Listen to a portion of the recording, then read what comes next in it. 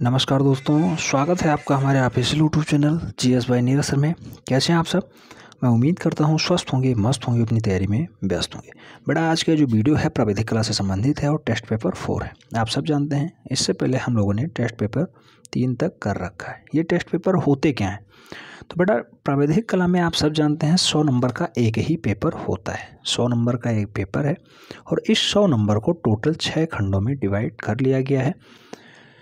जैसा कि मैं उम्मीद करता हूँ आप सब जानते होंगे कि स्टार्टिंग में जो खंड ए है यानी सेक्शन आ है, यहाँ पे 10 ऑब्जेक्टिव टाइप के क्वेश्चंस पूछे जाते हैं। उसकी प्रैक्टिस हम लोग कर रहे हैं। लगातार चौथा टेस्ट है, तो अगर आप लोग इससे पहले 3 टेस्ट नहीं देखे हैं तो उन्हें देख लें। कितने क्वेश्चन सही जा रहे हैं कमेंट में ज़रूर बताएं।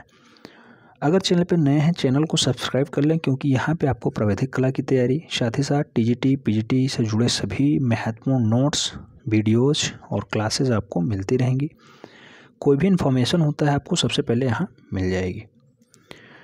आज के इस वीडियो में हम लोग देखेंगे 10 महत्वपूर्ण क्वेश्चंस जो कि सेक्शन ए से संबंध रखते हैं। प्रत्येक क्वेश्चन 1 नंबर का है, 10 नंबर का ये टेस्ट है। कितने क्वेश्चंस आपके सही जाते हैं कमेंट में बताना है। जो ये टेस्ट लिया गया है, सभी क्वेश्चंस महत्वपूर्ण हैं, प्रीवियस ईयर से रिलेटेड हैं, उनके आने के प्रबल चांसेस हैं, यानी प्रबल दावेदारी पेश कर रहे हैं। प्रत्येक क्वेश्चंस इंपॉर्टेंट है। क्वेश्चन नंबर 1 कह रहा है, तिरछे अक्षर लिखते समय अक्षरों से अक्षरों तथा शब्दों की बीच की दूरी कितनी रखते हैं? ऑप्शंस हैं समान, कम अधिक, असमान या फिर जितना चाहें। तो बेटा, जब तिरछे अक्षर हम लोग लिखते हैं तो सबसे पहली बात है कि तिरछे अक्षर मूल रूप से कितने डिग्री झुकाव के साथ लिखे जाते हैं। तो मैंने पहले ही कहा था, तिरछे अक्षरों का कोण जो होता है 75 डिग्री होता है। 75 डिग्री झुकाव के साथ लिखा जाता है और तिरछे अक्षरों में अक्षरों से अक्षरों के बीच, साथ ही साथ शब्दों के बीच की जो दूरी होती है वो समान होती है। ठीक है, तो समान दूरी के साथ लिखा जाता है। झुकाव कितना होता है? 75 डिग्री होता है। दोनों क्वेश्चन इंपॉर्टेंट हैं, कई बार रिपीट हो चुके हैं। राइट आंसर क्या हो जाएगा? फर्स्ट। क्वेश्चन नंबर 2 की तरफ बढ़ते हैं। क्वेश्चन नंबर 2 कहा गया है, जो वृत्त पृथ्वी के समांतर हैं वह कैसे दिखाई देते हैं? ऑप्शंस हैं चंद्राकार, गोलाकार, वृत्ताकार या फिर दीर्घ वृत्त। तो बेटा, जो वृत्त पृथ्वी के समान हैं या समानांतर हैं वो कैसे दिखाई देंगे? तो मूल रूप से आप सब जानते हैं कि पृथ्वी के समानांतर, पृथ्वी थोड़ी सी चपटी है। ठीक है, तो पृथ्वी थोड़ी सी चपटी होने के साथ ही ये दीर्घ वृत्ताकार आकार में दर्शाई जाती है। और अगर इसके समानांतर है तो कोई चीज़ समानांतर तभी होगी जब उसी के इक्वल में बनी हुई हो। जैसे पृथ्वी भी थोड़ी सी चपटी है, इसलिए जो वृत्तखंड नीचे दिखाई देगा वो भी दीर्घवृत्त की तरह दिखाई देगा। दीर्घवृत्त की बात करते हैं तो दीर्घवृत्त नीचे बना हुआ है, दीर्घवृत्त आप लोग देख सकते हैं। और दीर्घवृत्त में मूल रूप से 2 नाभियां होती हैं, 2 अक्ष भी होते हैं, 2 नाभियां भी होती हैं। दोनों महत्वपूर्ण हैं। जो बड़ा वाला अक्ष होता है उसे हम लोग दीर्घ अक्ष कहते हैं। उस पे 2 नाभियां N1 और N2 होती हैं, या फिर नावन देखते होंगे या नाटू। कई बार ये भी क्वेश्चन पूछ लिया गया है, नाभियों के नाम क्या होते हैं? नावन और नाटू। ये दीर्घ अक्ष और लघु अक्ष दोनों को एक दूसरे पे कितने डिग्री कोण के साथ काटते हैं? तो बेटा, दीर्घ अक्ष और लघु अक्ष खंड जो है मूल रूप से दीर्घवृत्त में 90 डिग्री कोण के साथ काटते हैं, सदैव 90 डिग्री कोण। ठीक है, तो इनके बीच समकोण सदैव बनता है, ध्यान रखना है। प्रत्येक दीर्घवृत्त में 2 नाभियां होती हैं, 2 अक्ष होते हैं। दीर्घ अक्ष, लघु अक्ष, दोनों अक्ष कितने डिग्री काटते हैं? 90 डिग्री काटते हैं। सभी बिंदु महत्वपूर्ण हैं। ठीक है, बार बार क्वेश्चंस रिपीट हुए हैं। सेकंड का राइट आंसर क्या हो जाएगा? दीर्घवृत्तखंड। Right answer D. Question number 3 कहा गया है, 1 मीटर को 2 सेंटीमीटर से प्रदर्शित करने वाली विकर्ण मापनी का निरूपक भिन्न क्या होगा?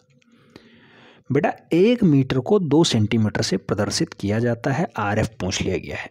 RF इक्वल टू होता क्या है? चित्र पे माप बटा वास्तविक माप। मैं बार बार कहता हूँ, क्रम कोई भी हो, 1 पहले लिखा है, 2 बाद में लिखा है। लोग सोचेंगे 1/2 इसका राइट आंसर हो जाएगा फर्स्ट, ऐसा नहीं है। RF होता है चित्र पे माप, यानी आप कॉपी पे कितना दर्शा सकते हैं। तो सेंटीमीटर वाला डाटा आप यहाँ प्रदर्शित कर सकते हैं, जबकि मीटर आप कॉपी पे प्रदर्शित नहीं कर पाएंगे। आपसे कहा जाए 1 मीटर लंबी लाइन खींचिए, तो आप 1 मीटर कॉपी ही नहीं रखेंगे तो 1 मीटर लंबी लाइन कैसे खींच पाएंगे। तो इसलिए कहा जाता है कि 1 मीटर को 2 सेंटीमीटर से प्रदर्शित करना है। तो आप 2 सेंटीमीटर की लाइन खींच देंगे और फाइनली वो 1 मीटर को प्रदर्शित कर देगा। वही कहा जाता है कि चित्र पे माप, तो चित्र पे आप फाइनली 2 सेंटीमीटर दर्शा रहे हैं और वास्तविक माप कितनी है, 1 मीटर है। मीटर को सेंटीमीटर में कन्वर्ट कर लेना है, 100 से गुणा कर देना है। इसका फाइनली राइट आंसर क्या हो जाएगा, तो राइट आंसर इसे सरलीकृत रूप में सदैव रखते हैं। जो RF होता है इसका सदैव जो अंश होता है एक ही रहना चाहिए, अंश सदैव एक ही होता है। ये भी क्वेश्चन छप चुका है, ठीक है। तो RF में निरूपक भिन्न में अंश सदैव एक रखा जाता है और हर को कुछ भी किया जा सकता है। हर बड़ा होता है सदैव अंश से, ठीक है। तो हर तो 1 हो गया, लेकिन इसका अंश तो 1 हो गया, लेकिन हर इसका क्या होगा, 2 पंचे 10, 50, 1/50, यानी इसका जो RF निकल के आया 1/50 इसका राइट आंसर हो जाएगा। किस ऑप्शन में है, तो second is the right answer. बहुत लोग मैसेज करते हैं सर जो है वीडियो साफ दिखती नहीं है। बेटा वीडियो की क्वालिटी थोड़ा बढ़ा लीजिए, उसका जो रेजोल्यूशन थोड़ा सा बढ़ा लीजिए। 144 या फिर 240 पे चल रहा होगा, इसे 360 पे कर लीजिए। 10 मिनट की वीडियो है, आराम से देख सकते हैं। 360 पे देख लीजिए, एकदम साफ डाटा आपको दिखेगा, सब कुछ समझ में आ जाएगा।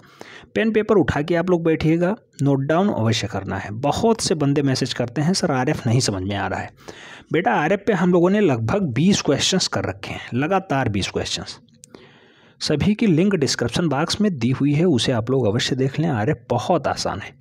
और RF अगर आप लेटर राइटिंग में इच्छुक नहीं हैं, अक्षर लेखनी में इच्छुक नहीं हैं, तो फिर आपको RF 4 नंबर दिलाने के लिए पर्याप्त है। 1 नंबर यहाँ से, 3 नंबर आपको मापनी वाली क्वेश्चन से, एक विकर्ण मापनी आएगी उसमें आपको RF, या फिर साधारण मापनी पूछी जाएगी वहाँ भी आपको RF निकालना रहेगा। तो इस टाइप से RF से आप 4 नंबर पा जाएंगे। आसान है, बहुत आसान है, ठीक है। क्वेश्चन नंबर 4 की तरफ बढ़ते हैं। 4 में कहा गया है जो आकृतियाँ 8 समबाहु त्रिभुजों से निर्मित होती हैं वह हैं।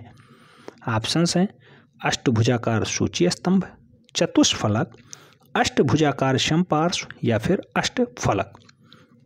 तो बेटा इसका राइट आंसर होगा अष्टफलक। 8 समबाहु त्रिभुजों से बना हुआ आकृति, तो 8 समबाहु त्रिभुजों को आपस में जोड़ा जाएगा, यानी सभी फलक होंगे, तो अष्टफलक इसका राइट आंसर होगा, ठीक है। अष्टफलक, D is the right answer. Question number 5 की तरफ बढ़ते हैं।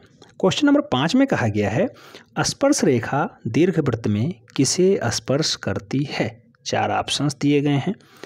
दीर्घवृत्त बनाना है पहले आपको, फिर आपको ये सोचना है कि लघु अक्ष पे स्पर्श करेगा, दीर्घ अक्ष पे स्पर्श करेगा, वक्र पे स्पर्श करेगा या फिर नाभि पे स्पर्श करेगा।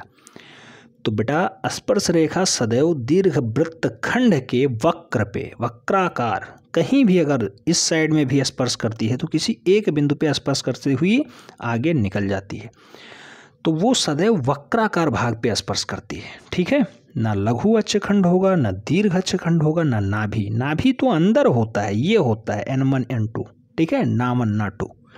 तो नाभि अंदर होता है, वक्र इसके बाहरी पार्श्व पे कहीं भी स्पर्श करेगी तो उसका वक्र भाग होगा। राइट आंसर बी हो जा रहा है।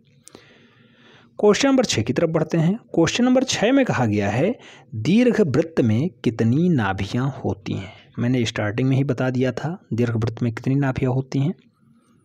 ऑप्शंस दिया गया है 1, 3, 4, 2। बेटा 2 इसका राइट आंसर हो जाएगा। 2 नाभियां सदैव होती हैं, ना1 और ना2, ठीक है। क्वेश्चन नंबर 7 की तरफ बढ़ते हैं। क्वेश्चन नंबर 7 में कहा गया है त्रिभुजाकार समपार्श्व के दोनों सिरे क्या होते हैं। ऑप्शंस हैं वर्ग, वृत्त, त्रिभुज, पंचभुज। बेटा त्रिभुजाकार समपार्श्व कहा गया है, इसके दोनों सिरे कैसे दिखाई देंगे। अक्सर लोग यहाँ त्रिभुज राइट आंसर मार रहे होंगे, लेकिन ऐसा नहीं है। त्रिभुजाकार समपार्श्व बनाने के लिए इस टाइप से आपने कोई भी त्रिभुज ले लिया, इस टाइप से।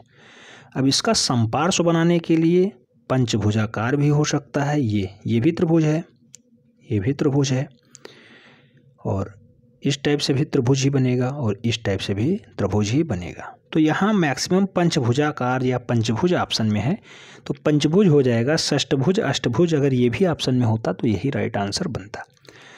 तो त्रिभुजाकार समपार्श्व के दोनों सिरे कैसे दिखाई देंगे? पंचभुज के आकार में दिखाई देंगे।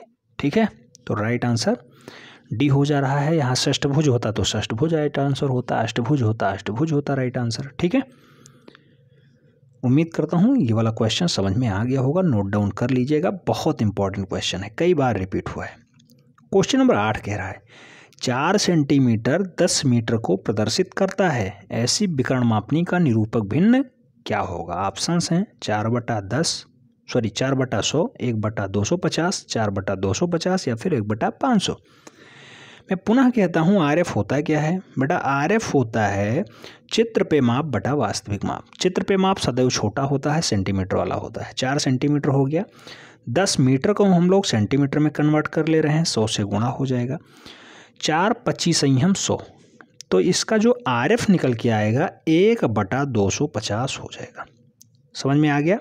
राइट आंसर बी हो जा रहा है। समझने का प्रयास करिए, नोट डाउन कर लीजिए। RF होता है चित्र पे माप बटा वास्तविक माप। चित्र पे माप होगा छोटा वाला और वास्तविक माप होगा सदैव बड़ा वाला।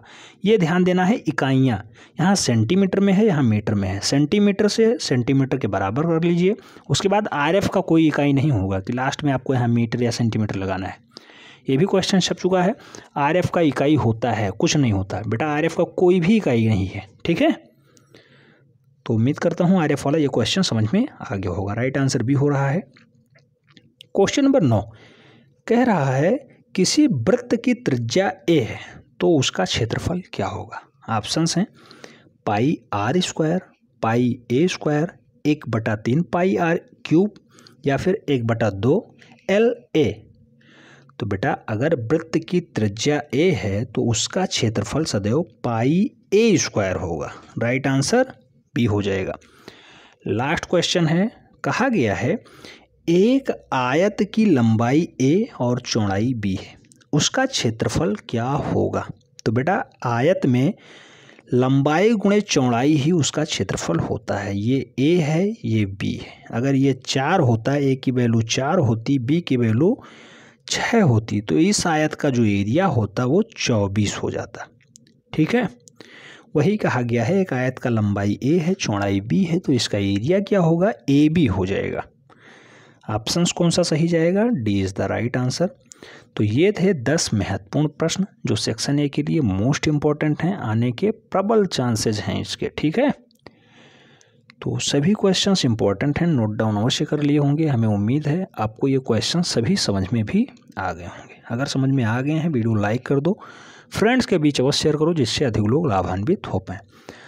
इस वाले वीडियो की PDF फाइल पेड ग्रुप में भेज दी जाएगी। अगर आप भी पेड ग्रुप से जुड़ना चाहते हैं तो नंबर है 7380464607 पे एंट्री प्रावैधिक कला लिख के भेजिए। टेक्निकल टीम आपसे संपर्क करेगी, बता देगी कैसे आप बेनिफिट्स ले सकते हैं। अभी तक की जितनी भी क्लासेज हुई हैं सभी क्लास की वीडियोस, नोट्स, साथ ही साथ प्रीवियस ईयर के paper, model paper, test paper और एक बुक आपको तुरंत प्रोवाइड करा दी जाएगी। आप सब जानते होंगे 29 मार्च को फाइनली आपका पेपर लगा हुआ है मॉर्निंग शिफ्ट में, 8 से 11:15 के मध्य आपका पेपर है। तो देर नहीं करना है, अपनी तैयारी मेंटेन करते हुए आगे बढ़ना है, क्योंकि जीवन में एक ही बार आप इसका पेपर दे पाएंगे। ऐसा नहीं है कि इस बार फेल हो गए फिर आप देंगे। ठीक है, तो पेपर एक ही बार देना है आपको, हर हाल में पास आउट तो हो ही जाना है।